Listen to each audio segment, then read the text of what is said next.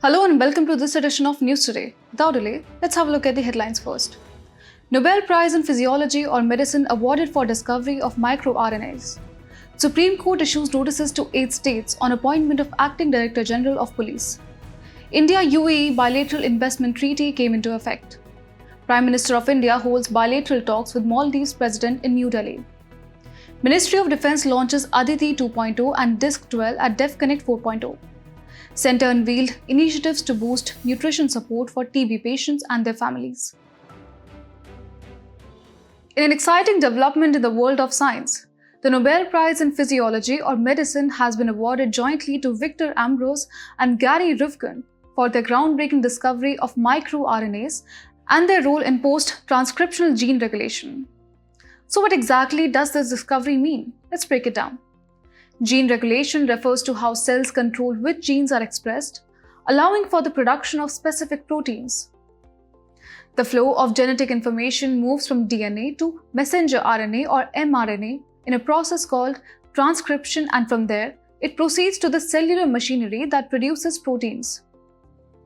Even though all cells have the same genetic material, gene regulation enables different cell types like muscle or nerve cells to produce unique sets of proteins, allowing them to perform specialized functions. Now, focusing on microRNAs.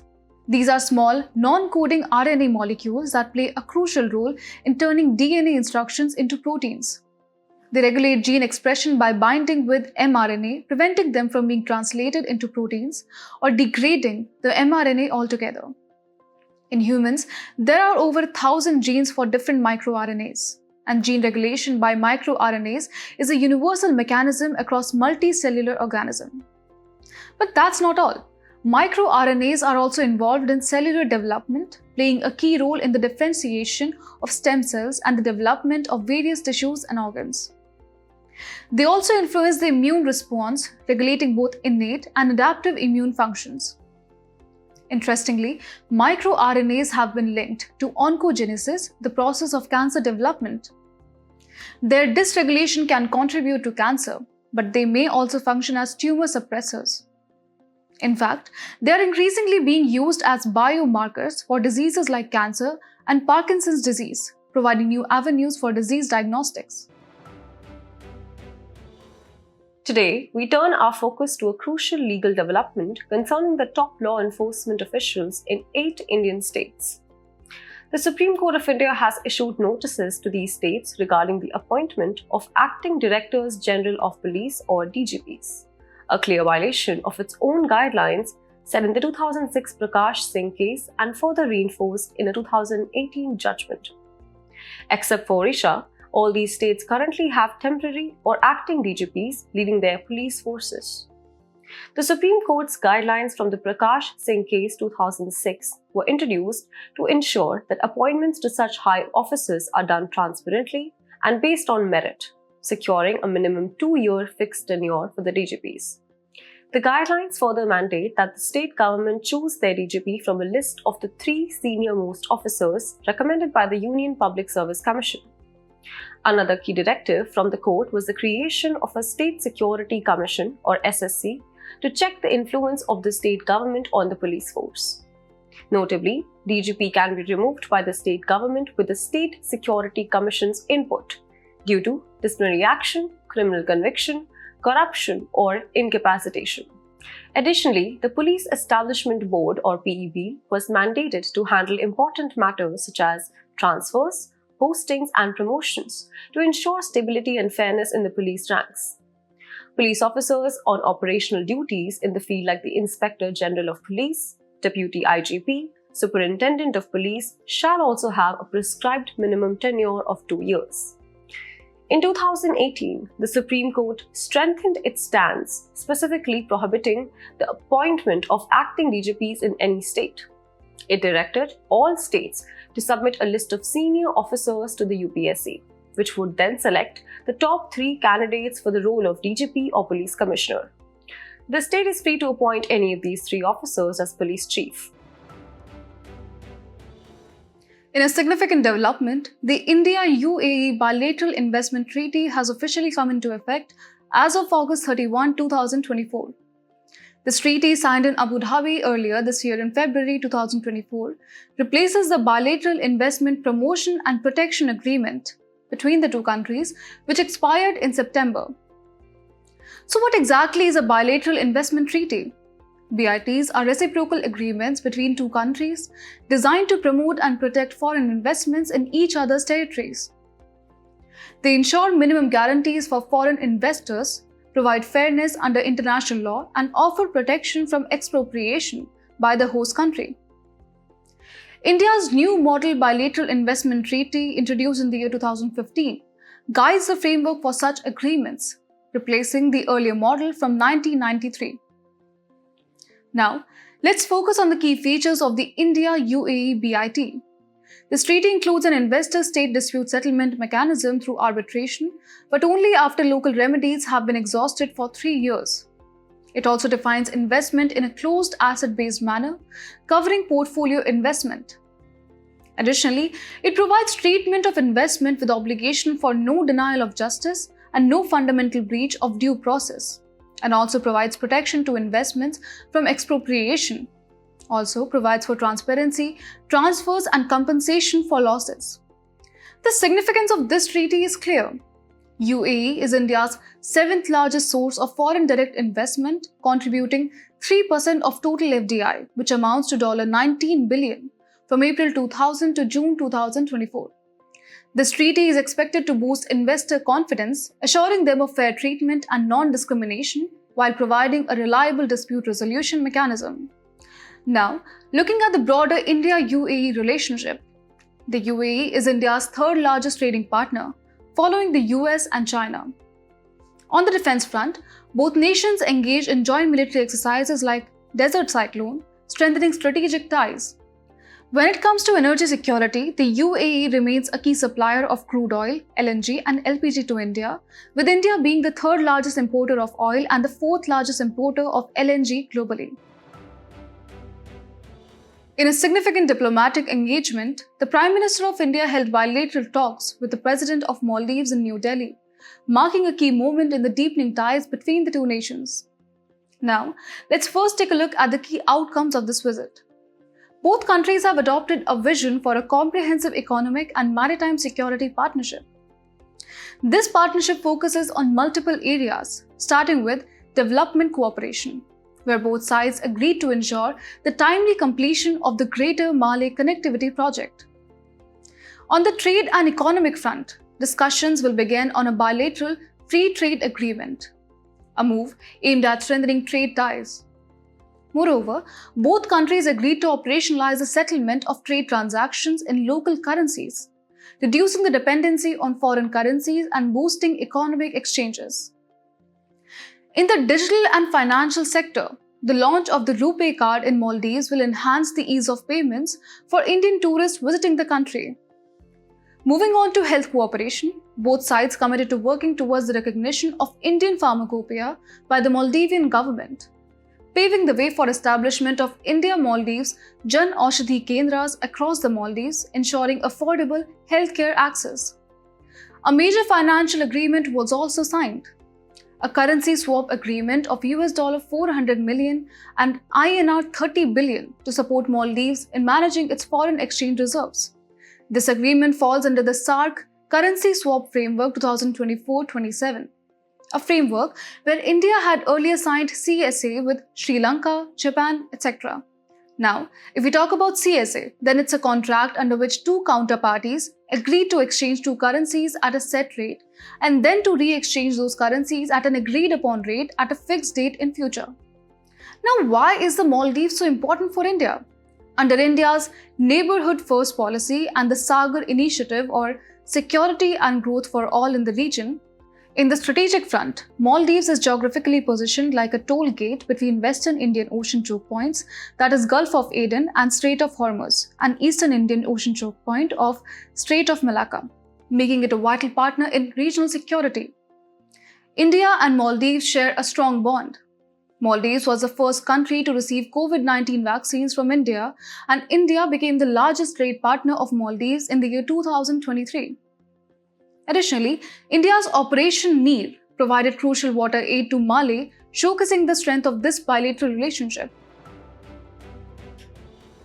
Today, we bring you exciting updates from the DEF Connect 4.0, an event that's set to drive innovation in India's defense sector.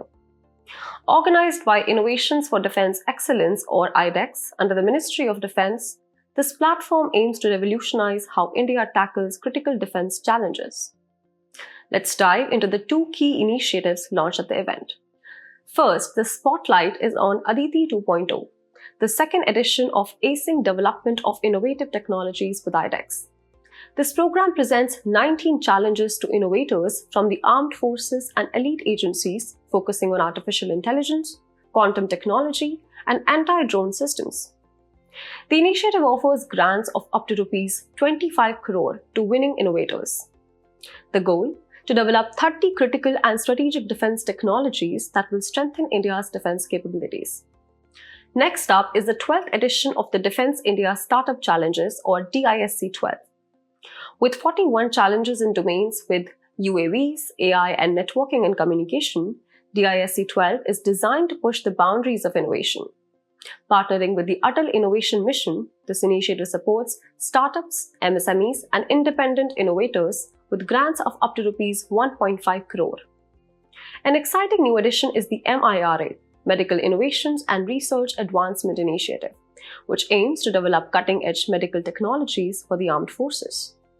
Furthermore, let's learn some specifics about the Innovations for Defense Excellence. Launched in 2021 by Ministry of Defense and implemented by Defense Innovation Organization, a not-for-profit company under MOD, it provides grants up to Rs 1.50 crore or up to Rs 10 crore in case of IDEX Prime to startups, MSMEs under DISC, an open challenge through the Support for Prototype and Research Kickstart framework. Notably, 26 products have been developed under IDEX, for which procurement orders worth more than Rs 1,000 crore have been placed. Wrapping up, other initiatives for defense technologies absorption includes Amendment to Defense Acquisition Procedure 2020, Signals Technology Evaluation and Adaptation Group, an Indian Naval Indigenization Plan from 2015-2030. In a major step towards tackling tuberculosis, the Centre has unveiled new initiatives to boost nutrition support for TB patients and their families. These efforts are part of India's ongoing commitment to achieving Sustainable Development Goals regarding TB elimination. First, let's talk about the initiatives announced by the Ministry of Health and Family Welfare. One of the key measures includes an increase in nutrition support under the Nikshay Poshan Yojana from Rs 500 to 1,000 per month per patient for the entire duration of the treatment. In addition, a new energy-dense nutrition supplementation will be introduced for patients with a body mass index of less than 18.5, which identifies them as underweight. The supplement will be provided to all eligible patients during the first 2 months of their treatment, with the costs being shared between the centre and the state on a 60:40 basis. Another important announcement is the expansion of the Nikshay Mitra initiative under the Pradhan Mantri TB Mukt Bharat Abhiyan. This initiative will now include not just the TB patients, but also their family members or household contacts with the aim of improving their immunity and reducing out-of-pocket expenses. Now let's quickly revisit what tuberculosis is. TB is an infectious bacterial disease caused by Mycobacterium tuberculosis, which primarily affects the lungs and is transmitted through aerosols. The Bacillus-Calmette-Guerin vaccine provides immunity against TB, while antibiotics like isoniazid, rifampin, pyrazinamide, and streptomycin are commonly used for treatment. However, there are several challenges in TB treatment, such as social stigma, comorbidities, the HIV and diabetes, high dropout rates, and drug resistance. In response, the government has rolled out various initiatives. The Nikshay Mitra initiative offers additional nutritional, vocational, and investigative support to all patients undergoing treatment.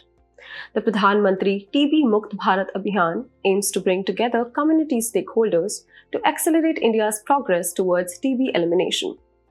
Other efforts include the Mission Indradhanush vaccination program against tuberculosis, and the Regional Prospective Observational Research for Tuberculosis or Report India initiative. Other efforts include the Mission Indradhanush vaccination program against tuberculosis and the Regional Prospective Observational Research for Tuberculosis or Report India initiative, a collaborative research program to advance TB treatment under the Indo-US Vaccine Action Program. In today's Place in News, we will discuss Kazakhstan with its capital Astana. Recently, Kazakhstan held a referendum on constructing its first nuclear power plant to increase energy production. Let's talk about its political features. It is a landlocked country in Central Asia with a part in Eastern Europe. Its bordering areas are Russia in the northwest and the north, and China in the east, Kyrgyzstan, Uzbekistan, and Turkmenistan in the south. Its bordering water bodies are Aral Sea in the south and Caspian Sea in southwest. In terms of its geographical features, it is home to Tian Shan Range and Altai Mountains. Its rivers are Ural and Irtysh. Additionally, Kazakh steppe is world's largest dry steppe region. Lastly, Kazakhstan is also world's largest uranium producer. As we wrap up today's bulletin, let's have a look at some quick updates. British Foreign Secretary affirms that UK's sovereignty over Falkland Islands and Gibraltar is non-negotiable. Falkland Islands is a British overseas territory in the South Atlantic Ocean claimed by Argentina. It comprises of two main islands, East Falkland and West Falkland. India Pavilion at Expo City in Dubai will host first overseas campus of IIFT. IIFT will collaborate with Expo City Dubai on research projects and other knowledge-sharing activities focused on sustainability and innovation. Red Panda program of Darjeeling's Padmaja Naidu Himalayan Zoo has been selected as finalist for 2024 WAZA or World Association of Zoos and Aquariums Conservation Award. Red pandas are small arboreal mammals considered as integrated species for ecological change. Halari donkeys are considered to be intelligent animals and form close bonds with people, supporting them for transport needs. Halari donkeys are indigenous to Hala region, Gujarat. They are important livestock in semi-arid landscape of Saurashtra's Jamnagar and Dwarka district, Gujarat.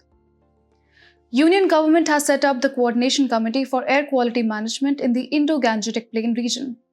The 10-member panel will work on comprehensive mitigation measures to check air pollution across Bihar, Chandigarh, Delhi, Haryana, Jharkhand, Punjab, Uttar Pradesh and West Bengal. State of Global Water Resources report has been coordinated by the World Meteorological Organization. WMO is a specialized agency of United Nations responsible for promoting international cooperation in atmospheric science and meteorology. ICMR and Madras Diabetes Research Foundation MDRF study highlighted that AGE's rich diet is leading cause of diabetes in India. Advanced glycation end products are harmful compounds formed when sugars react with fats or proteins during high temperature cooking or frying and roasting. India participated in 44th session of Codex Committee on Nutrition and Foods for Special Dietary Users. It was held in Dresden, Germany. India highlighted need to update and harmonize international probiotic regulations. It is one of the active Codex Committee.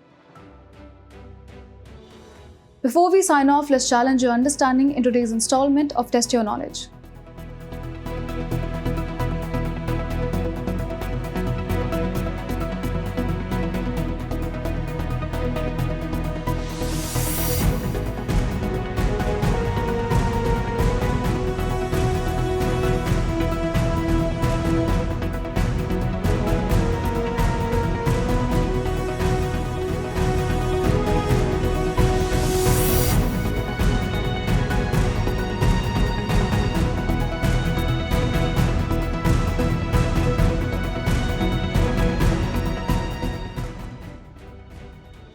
Thank you for joining us. We hope you found this episode of News Today engaging. For the solution to the quiz and to access the PDF version of News Today, remember to visit the provided links in the description below.